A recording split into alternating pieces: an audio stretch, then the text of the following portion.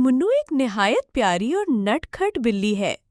एक दिन वो अपनी जादुई अलमारी खोलती है और खुश होकर चीखती है, आज मैं आइसक्रीम वाले बाथटब में नहाऊंगी।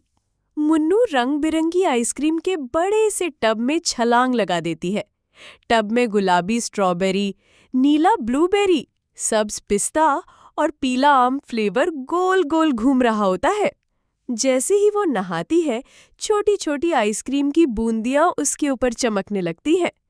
हर बार वो हंसती है, रंग बदलता है, कभी नीली, कभी गुलाबी, कभी पीली। उसके इर्द गिर्द जादुई बुलबुले उड़ते हैं, जिनमें छोटे छोटे केक, कैंडी और दिल दिखाई देते हैं।